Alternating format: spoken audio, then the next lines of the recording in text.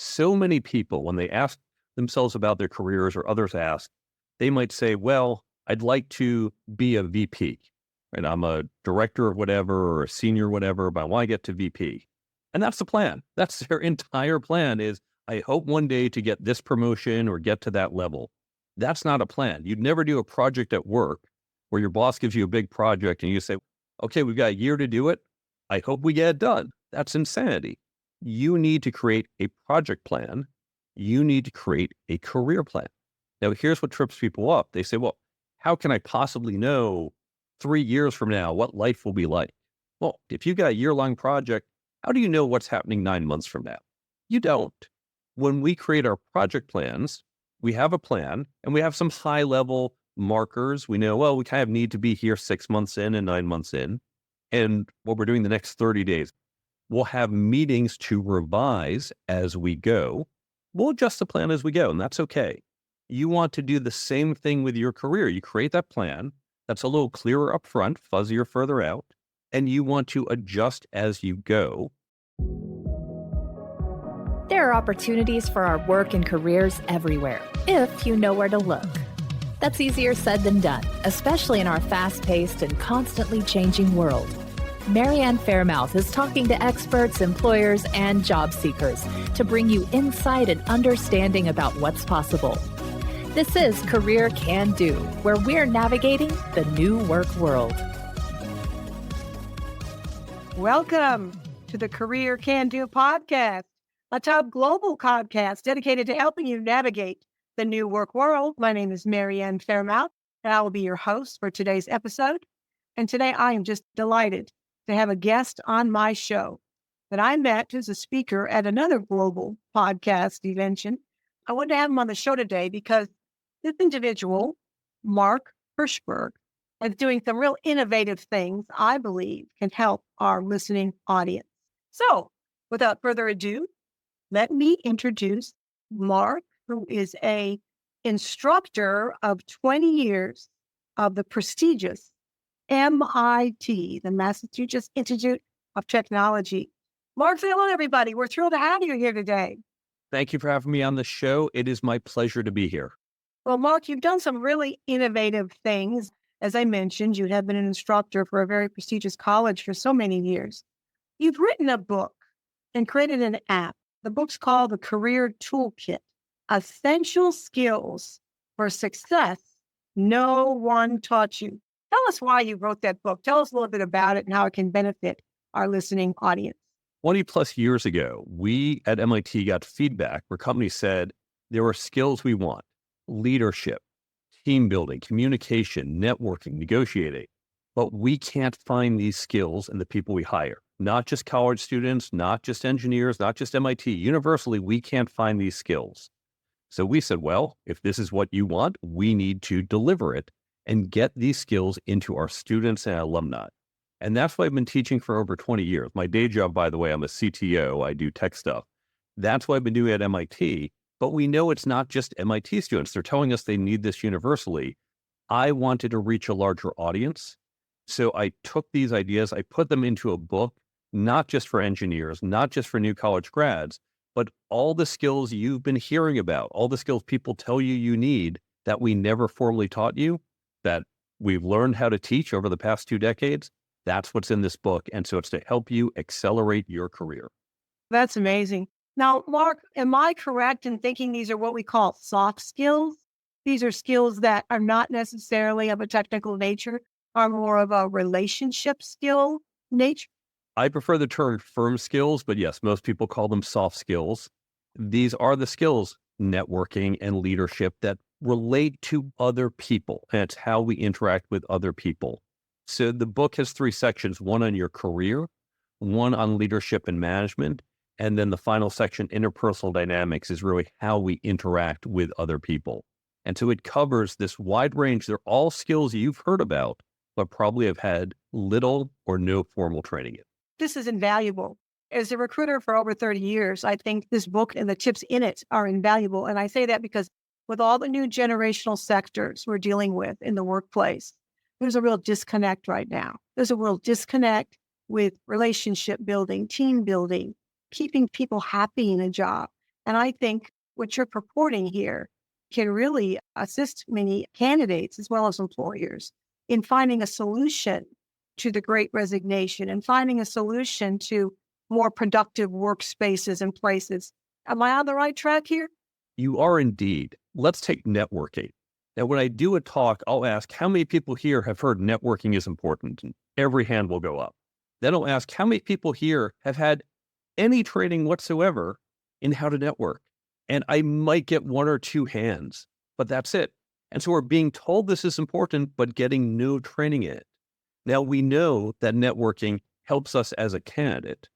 It helps us as an employee as well, because it's not just about finding jobs. It's about getting more information. It's seeing opportunities. It's creating internal networks as well that make us more effective. And from the employer side, imagine as you're looking for candidates, for customers, for partners, if it's not just your team dedicated to that, but your entire set of employees whose networks can help you do it, you benefit as well. Everyone benefits from these skills, but we're not teaching it. The way the book's written, you can jump to any chapter. You don't have to read them in order. So people who might want to get better at networking, jump right to the networking chapter. Each chapter has a mental shift, how to think differently about the skill than how people commonly look at, and then concrete, actionable things you can do today to get better, and then next steps if you want to go deeper. So it's a very practical book that you'll read that chapter in 30 minutes, and 30 minutes, you will already be better as a networker. That's wonderful. You know, Mark, something we talked about in the Blue Room before we start taping this podcast was about AI. And so many people right now are concerned and wondering, what is AI going to do to the new work world? What do you think about that? As I mentioned earlier, I'm also a CTO. I have multiple patents, including some in AI. This will be impactful to us as employees and to companies. And here's how we need to look at it. If you are a company, you do need to have an AI strategy.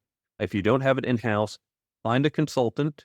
I often do things that are just a month long where you just talk about what you're doing, how AI might be useful within your organization, but you do need a strategy. Now, if you're an employee, you're thinking, is this going to take my job? And if we look at history, yes, it will, but that's not necessarily bad. If you think back, farm equipment took over our jobs. We all used to be farmers. America was a land of farmers. And then automation said, you don't need to be a farmer. We can do it faster and cheaper. So we moved to the city and became an industrialized nation. As that then became automated, we moved from working in factories to working in offices. And this is going to transform it as well. So here is the key. Look at your job, not as a whole. Look at each and every task you do. I have to send this weekly update email. I have to coordinate a meeting. I have to go put the cover on the TPS report. Every little thing you do, make a list of that. And then look for each of these tasks. What is the value? Scheduling meetings isn't valuable. It's necessary, but it's not adding a lot of value. Writing up a strategic marketing plan is value. That's insightful. So you want to look what's valuable, what's not, and then look what can be automated by AI and what can't be. And if you're not sure, talk to your friends in tech. How likely is it this will be automated in the coming 3, 5, 15 years? And then look and say, what are the high value tasks that will not be easy to automate? What are the low value tasks or high value that can be automated? Move away from those. The things that will be automated, you're going to do less of those. Focused on the high value, hard to automate tasks, because that's how your job is shifting. It's not that your job disappears. This job was here one day, gone the next, but it will evolve. And by focusing on where it's evolving to, that's going to set you up for success. So what I'm understanding you to say, Mark, is that AI possibly could systematize a lot of unnecessary time-wasting functions and give us more time to really develop those relationships, develop those networking skills, develop those areas in our life that are going to make us even more expansive and growth-oriented. Is that right? That's exactly right. Think spreadsheets, for example. We used to have to tally numbers by hand and, I have to take an average of these numbers, get my calculator. Excel does that for us, which freed up our time to do something higher order, more strategic or more interpersonal. And the modern AI, and by the way, AI is more than just the LLMs we've looked at recently. We've been doing other areas of AI for years, but this has really been big on the scene the last year or so in 2023. Now this will transform in new ways or roles. The people skills, I think, are going to become more important, and the strategy will become more important. And that's where we want to focus our professional development. I agree. Something in your profile here that I found interesting is that you say that you've been right at home with the guys from the Big Bang Theory. Why do you say that about yourself, Mark? I grew up a classic 80s nerd. I love science and math. I used to go to chess camp. I was a competitive chess player, went to chess camp. I can quote Star Trek. This is who I am at core. Of course, back then, back in the 80s, being a nerd wasn't as cool as it is today. And I just got lucky being born at the right time that now those nerd creds really do pay off in a tech society. They certainly do pay off. You're so multifaceted. I mean, yeah, you might have been a tech nerd, but you're so people-oriented and you have such a kindness and service orientation about you. That's another reason I wanted to have you on the show today. As we call it, it is a new work world. And as we talked about also in the Blue Room, we do have an unprecedented talent shortage, which is causing challenges for both the employer and candidates these days. I mean, challenges for candidates to say, what job do I really want? I mean, there's so many to choose from. What's really the best job for me? And how do you think a person can really get into alignment, Mark, with that best job or the best success goal going forward? How do you think they can do that? It starts by having a plan. So many people, when they ask themselves about their careers or others ask, they might say, well, I'd like to be a VP, right? I'm a director of whatever or a senior whatever, but I want to get to VP. And that's the plan. That's their entire plan is, I hope one day to get this promotion or get to that level. That's not a plan. You'd never do a project at work where your boss gives you a big project and you say, okay, we've got a year to do it. I hope we get it done. That's insanity. You need to create a project plan. You need to create a career plan. Now, here's what trips people up. They say, well, how can I possibly know 3 years from now what life will be like? Well, if you've got a year-long project, how do you know what's happening 9 months from now? You don't. When we create our project plans, we have a plan and we have some high-level markers. We know, well, we kind of need to be here 6 months in and 9 months in. And what we're doing the next 30 days, we'll have meetings to revise as we go. We'll adjust the plan as we go, and that's okay. You want to do the same thing with your career. You create that plan that's a little clearer up front, fuzzier further out, and you want to adjust as you go. In fact, here's a simple thing you can do right now. I'm going to ask you to pause the podcast, but you have to come back. You can pause for a second, create a calendar event in your phone right now that says, think about my career, and set it as a recurring event every 6 months. Okay, now you've done that and you're back. You just set a checkpoint that you will go no more than 6 months without saying, let me do a check-in. How's my career going? Importantly, your career plan should be discussed with your company. Your manager, ideally, and HR should support you in the plan. And if you are HR or a manager, talk to your employees about developing it. Now, here's the catch. Everyone gets really concerned about, wait, what if this plan takes me away from this company? It will. That's the reality. You are probably not going to be in this job in 10 or 20 years. That's the reality. We all know it. We just don't like to talk about it. But let's be honest about it and let's have these discussions. When I've done that with my employees and they give me the heads up, look, I am thinking of transitioning. Okay, we'll work something out. I will help you. You're not going to leave me high and dry either. So let's have these honest discussions with our careers. We can talk about a piece if you want on how to do employee development, which helps both sides as well. Well, I think so. It's interesting you bring that up because my dad always used to say, fail to plan, plan to fail. So a plan is really, really important. And I had a discussion with what we're talking about with someone that works directly with me about goals and plans and strategy.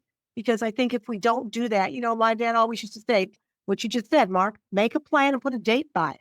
And I think when we do that, we're more focused to make that come to realization, to make that actually happen. And if we just talk about it. So you're exactly right.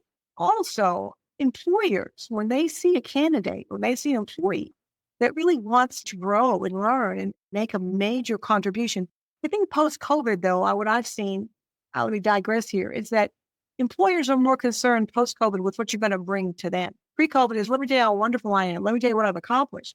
Post-COVID, it's, what are you going to bring to our company? What are you going to bring to us?